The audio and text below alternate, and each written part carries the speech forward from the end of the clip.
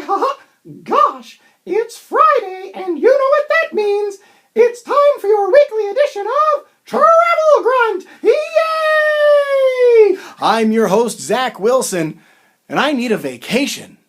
Hey, it's Casual Friday here at Travel Grunt, and as you can see, I'm wearing my Disney alumni t-shirt. And what's up with all this talk about Disney at the front of Travel Grunt? Well, you're going to have to wait to find out, because first, up on the pad of power, it's time for what's new in travel news.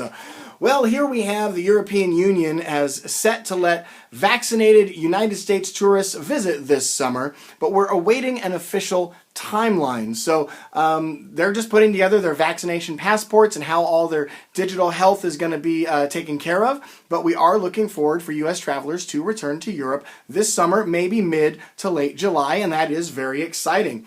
Also, the Department of Homeland Security, DHS, extends, yet again, implementing Real ID. Now, this is when your driver's license has a new little star and some other holograms and whatnot, just to give us another level of protection for TSA when boarding planes. It was set to go into effect October 1st of this year, but now it's been moved all the way to May 3rd, 2023, so don't worry if your state has not yet implemented it. I know that my home state of Texas implemented it a year or two ago. It's been on my driver's license for a long time, and the date just keeps getting pushed further and further back, of course, with the pandemic of 2020 and COVID-19. This is just a little bit of a delay. No big deal. But here comes the really big announcement. Wait for it. It's very exciting. New to cruise news. I'm going to have to read it because, as you can see, it's really long. Here we go. The CDC announces cruising could return to U.S. ports as early as July. That's right, you heard it. This summer, 2021 July. Is that really true? Well, let's see. They announced on Wednesday, 2 days ago, that a cruise line can bypass the test cruises with volunteer cruisers that is outlined in the conditional sailing order if 98% of the crew and 95% of the passengers can show proof of COVID-19 vaccination. So does this mean that vaccination will be required for you to cruise? Possibly on these early cruises if they're skipping ahead of doing those test cruises. Passengers will take a PCR test before boarding, maybe a few days before boarding, but vaccinated people can take a rapid antigen test at the port at the day of embarkation. So that's pretty exciting. Just vaccinated folks can kind of streamline, sort of fast pass their way on.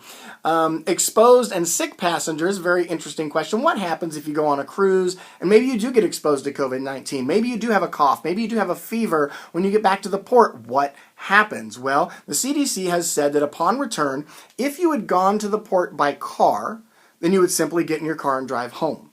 However, if you took an airplane to get to your port, maybe you live in Texas and you're flying to the port of Miami, well, then you're going to need to quarantine in a hotel in that city until you are better. Okay, that's it for travel news.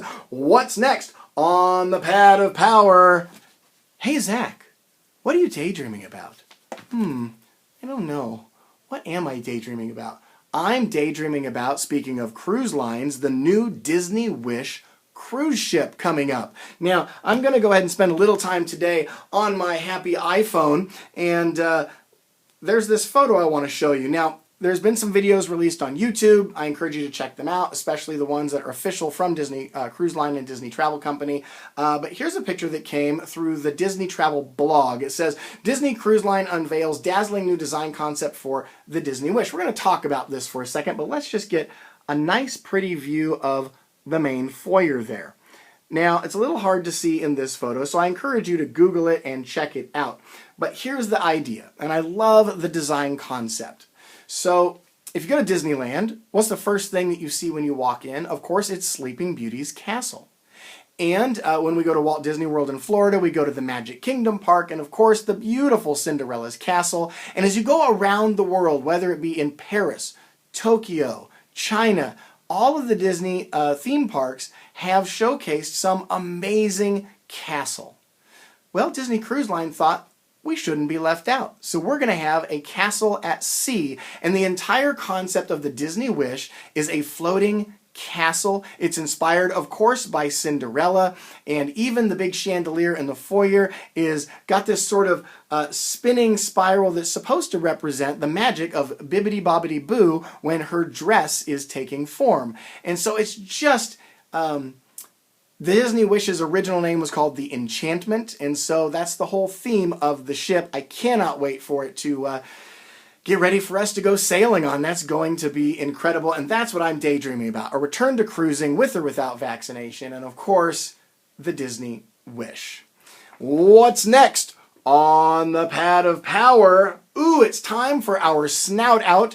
That's our shout out for the best places to pig out. Let's open up the iPhone once more because we have something amazing to share with you.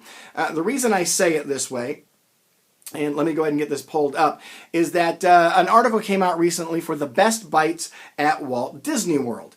And of course, it's giving me a little bit of troubles here. I guess I have to log in again. Give me just a moment. There we go. And I want to show you some of these pictures. One of the things is, of course, at Star Wars Galaxy's Edge, they're really putting everything out for May the 4th be with you. And then, of course, during the Epcot International Food and Wine Festival. So this article is just too big. There's just too much food. By the way, I do like the cover photo. Doesn't that look tasty? So let's kind of go through this just a little bit together. I'm going to pull this back and we're going to try and scroll up like this because I want you to see some of the photos. Look at this for May the 4th be with you. The little ganache cake, which is really cute, of the child. Or this one over at the ganachery, that's a cake pop in the shape of the Millennium Falcon. You know, the culinary designs are so amazing at Walt Disney World. That's actually a pineapple lanai over at the Polynesian, of course, with the Millennium Falcon.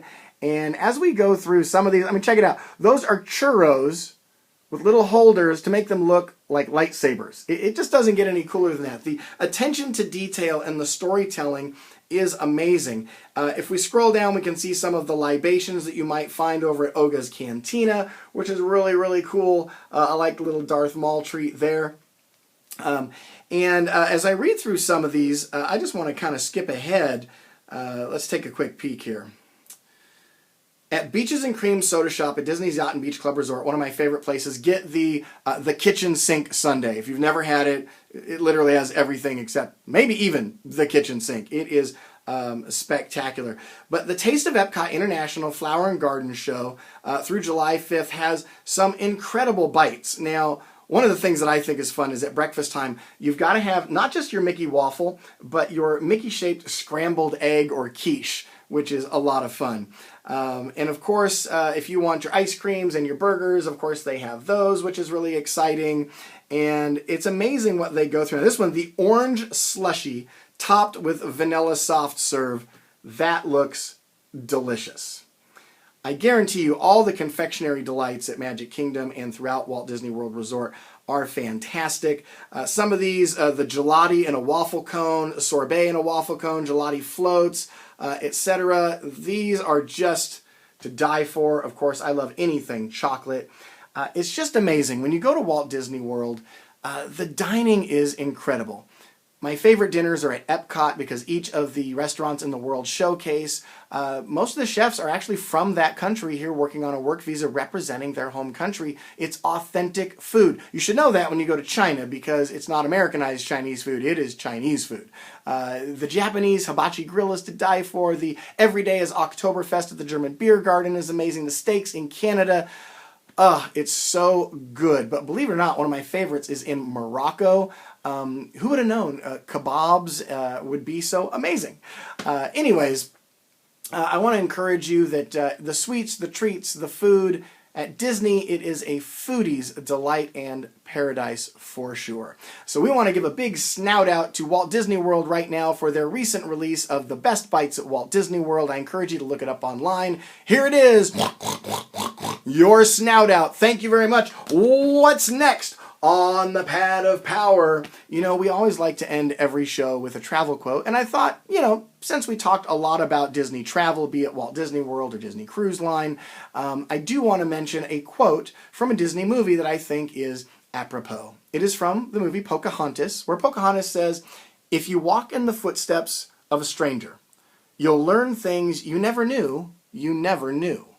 I encourage you to travel, experience other communities and other cultures, and just get to know our worldly neighbors a little bit better. Until next time, I'm Zac Wilson. This has been Travel Grunt!